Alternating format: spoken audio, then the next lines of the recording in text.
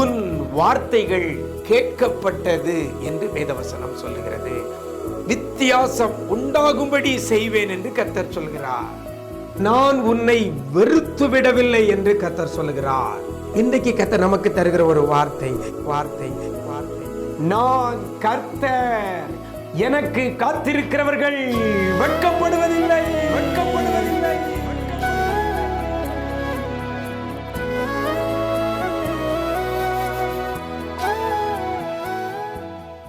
கிறிஸ்துவில் பிரியமானவர்களே, ஆண்டவரும் இரட்சகருமாகிய இயேசு கிறிஸ்துவின் ஈடு இணையற்ற நாமத்தில் உங்களுக்கு அன்பின் வாழ்த்துக்கள். நல்லா இருக்கிறீங்களா? எல்லாரும் ஆண்டவர் கிருபையில சூப்பராக இருப்பீங்கன்னு கர்த்தருக்குள் நம்புகிறேன். நிஜம் தொலைக்காட்சி இந்த விசேஷித்த வார்த்தை என்ற நிகழ்ச்சி மூலமாக ஒவ்வொரு நாளும் வேதத்திலிருந்து ஒரு வசனத்தை உங்களோடு கூட பகிர்ந்து கொள்ளுவதிலேயே மிக்க மகிழ்ச்சி அடைகிறேன். அந்த வார்த்தையை பிடித்து கொண்டு இயேசுவே இந்த வார்த்தையின்படி எனக்கு செய்யும் என்று சொல்லி ஜெபிக்கிற பிள்ளைகளுக்கு கர்த்தர் அந்த வார்த்தையின்படி அப்படியே செய்கிறதுனால நீங்கள் அநேகர் ஆசீர்வதிக்கப்பட்டிருக்கிறீங்க. ரொம்ப சந்தோஷம். கர்த்தர் உங்களை ஆசீர்வதிப்பார். இந்த நாளிலையும் கூட வேதத்திலிருந்து ஒரு வசனத்தை உங்கள் முன்னால் வைக்கிறேன். ஏசாயா 49ஆம் அதிகாரம் 23ஆம் வசனத்தில் கடைசியில் இவ்வாறாக சொல்லப்படுகிறது, நான் கர்த்தர், எனக்கு காத்திருக்கிறவர்கள் வெட்கப்படுவதில்லை என்று வேதவசனம் சொல்லுகிறது. வெட்கப்படுவதில்லை என்ற வார்த்தை இன்றைக்கு உங்களுக்கு நேராக கடந்து வருகிறது. வெட்கப்படுவதில்லை. இன்றைக்கு அநேகர் நாம் வெட்கப்பட்டு போய் இருக்கிறோம். வேலை பார்க்குற இடத்துல, இருக்கிற குடும்பத்தின் மத்தியில், படிக்கிற இடங்களில், ஊழிய பாதையில் வெட்கப்பட்டு போய் இருக்கிற பிள்ளைகள் ஏராளம். எனக்கு அருமையான தேவ ஜனமே, என் ஆண்டவர் சொல்லுகிறார், வெட்கப்படுவதில்லை. அப்படின்னா ஏன் என் வாழ்க்கையில் வெட்கம் வந்தது என்று ஒரு கேள்வி நமக்குள்ளே எழும்புகிறது.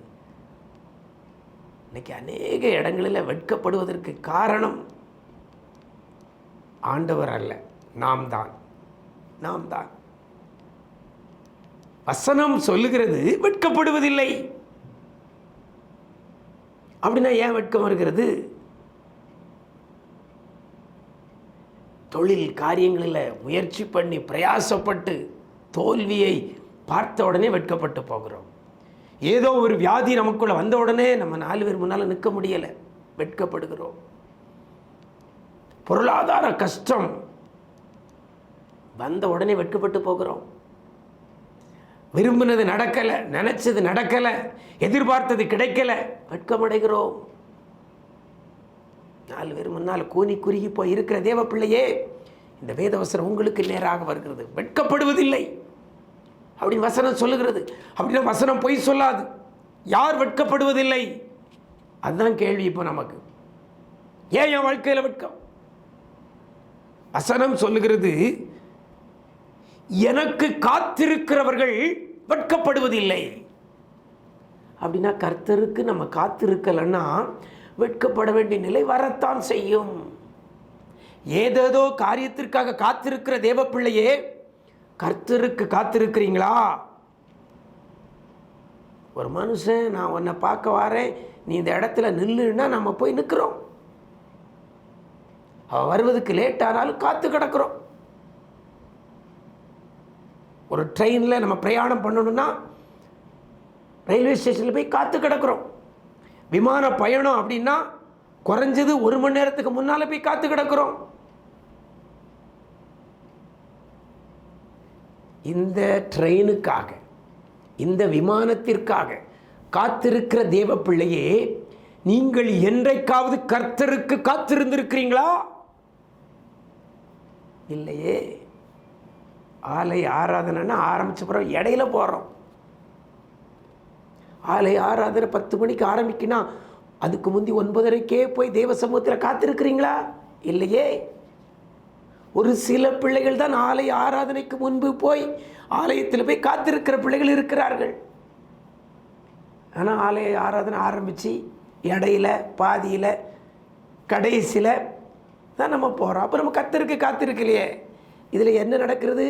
நீங்கள் வருவதற்காக கர்த்தர் காத்திருக்கிறார். புரியுதா? அப்பவும் காத்திருக்க வேண்டியது நாம். நமக்காக கர்த்தர் காத்திருக்க வேண்டிய அவசியம் இல்லை. கர்த்தருக்காக நாம் காத்திருந்தால் வெட்கப்பட்டு போவதில்லை. நமக்காக கர்த்தர் காத்திருக்கக்கூடிய காலகட்டம் தான் இன்னைக்கு இருக்கிறது. அதனால தான் நமக்கு வெட்கம். எனக்கு அருமையான தேவஜனமே, வேதவசனம் தெளிவாய் சொல்கிறது. ஆண்டவர் சொல்கிறார், நான் கர்த்தர், எனக்கு காத்திருக்கிறவர்கள் வெட்கப்படுவதில்லை. இன்னைக்கு ஒரு தீர்மானம் பண்ணுங்க, நான் கர்த்தருக்கு காத்திருப்பேன், கர்த்தருக்கு காத்திருப்பேன். நீங்க கர்த்தருக்கு காத்திருக்கிற பிள்ளையாய் மாறுங்கள். ஒரு ஜெபமா முந்தி போய் காத்திருங்கள். உங்க தனிப்பட்ட ஜெப நேரமா அதுக்கு முந்தி போய் காத்திருங்கள். நான் உங்களுக்கு ஒரு ஆலோசனை சொல்லேன். ஒரு மாதம் கர்த்தருக்கு காத்திருக்கிற காரியத்தில் உங்களை மாற்றி கொண்டு பாருங்களா. உங்கள் வாழ்க்கையில் காணப்படுகிற வெட்கம் இனி வராது. நீங்கள் வெட்கப்படுவதில்லை. எனக்கு அருமையான தேவச்சனமே, சின்ன காரியம்தான் காத்திருக்கிறது. எதுக்கோ காத்து கிடக்கிறோம். ரேஷன் கடையில் போய் காத்து கிடக்கிறோம், மருத்துவமனையில் போய் டோக்கனை வாங்கிட்டு காத்து கிடக்கிறோம். ஆனால் கர்த்தருக்கு காத்திருக்கிறது இல்லை. இன்றைக்கு ஒரு மாற்றத்தை நீங்கள் உங்கள் வாழ்க்கையில் இங்கே கொண்டு வாருங்க. உங்கள் ஜெபிக்கிற நேரத்தில், நீங்கள் ஆலை ஆராதனைக்கு செல்கிற காரியங்களில் ஆண்டவருக்கு காத்திருக்கிற ஒரு அனுபவத்தை கொண்டு வாருங்கள். கர்த்தரோடு வாழ்க்கையில் இருக்கக்கூடிய வெட்கத்தை மாற்றுவார்.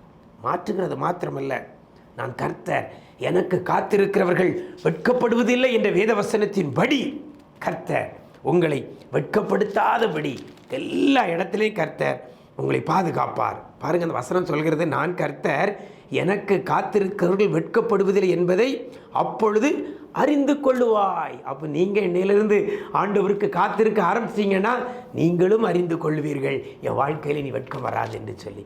இந்த காரியத்தை உங்களில் மாற்றத்தை ஏற்படுத்தி கொள்ளுங்கள். கர்த்தர் உங்கள் வாழ்க்கையில் இருக்கிற வெட்கத்தை மாற்றி இனி வெட்கப்படாதபடி கர்த்தர் நடத்துவார். நாம் ஜெபிக்கலாமா? எங்களை நேசிக்கிற நல்ல தகப்பனே, இந்த ஆசீர்வதிக்கப்பட்ட நல்ல நாளிலே கூட நல்ல ஒரு வார்த்தையை கொண்டு எங்களை நீங்கள் மாற்றுவதற்கு எங்களுக்கு இந்த வார்த்தையை கொடுத்திருக்கிறீங்க. நான் கர்த்தர், எனக்கு காத்திருக்கிறவர்கள் வெட்கப்படுவதில்லை என்ற வேத வசனத்தின்படி உண்மை எத்தனையோ இடத்துல நாங்கள் காக்க வச்சிருக்கிறோம். ஆண்டவரே, எங்களுக்காக நீர் காத்திருக்கக்கூடிய சூழலைத்தான் நாங்கள் ஏற்படுத்தி இருக்கிறோம். அப்பா மன்னிங்கப்பா, மன்னிங்க ஆண்டவரே. இன்றையிலிருந்து நாங்கள் உமக்கு காத்திருப்போம் ஆண்டவரே. ஆண்டவரே, உமக்கு காத்திருப்போம் ஆண்டவரே. உம்முடைய சமூகத்தில் காத்திருப்போம். நீர் எங்களிலே செயலாற்ற, நீர் எங்களிலே கிரியை செய்ய, நீர் எங்களோடு பேச உமக்கு நாங்கள் காத்திருப்போம் ஆண்டவரே. எங்களுடைய வாழ்க்கையில் காணப்படுற எல்லா வெட்கத்தையும் மாற்றி ஒரு பெரிய ஆசீர்வாதத்தை இன்னிலிருந்து நீங்கள் கொடுக்க போகிறதற்காக நன்றி செலுத்துகிறோம். வெட்கப்பட்ட அனுபவம் இனி மாறி ஆண்டவரே, பிள்ளைகள் ஒரு ஆசீர்வாதமாய் பிள்ளைகளை நடத்த போகிறதற்காக நன்றி செலுத்துகிறோம். வெட்கப்பட்ட இடத்துல பிள்ளைகள் தலையை நீங்கள் நிமிரப் பண்ணுவீராக. இங்கே செய்ய போகிறதற்காக நன்றி அப்பா. இந்த நாள் முழுவதும் உடைய பிரசனத்தில் மூடிக்கொள்ளுங்க. உடைய கிருபை பிள்ளைகளை தாங்கட்டும். இதிலும் பெரிதானவைகளை காண உதவி செய்யுங்க. மீட்பர் இயேசுவின் மூலம் ஜெபிக்கிறோம் நல்ல பிதாவே, ஆமென், ஆமென். பிரியமானவர்களே, சின்ன காரியம்தான். கர்த்தருக்கு காத்திருக்கிற ஒரு அனுபவத்தை உங்களுக்குள்ள வரவழைத்துக் கொள்ளுங்கள். அவருக்கு காத்திருக்கிறவர்கள் வெட்கப்படுவதில் என்ற வார்த்தையின்படி உடைய வாழ்க்கையில் கூடிய எல்லா வெட்கத்தையும் மாற்றி இனி வெட்கப்படாதபடி கர்த்தர் பாதுகாப்பார். God bless you.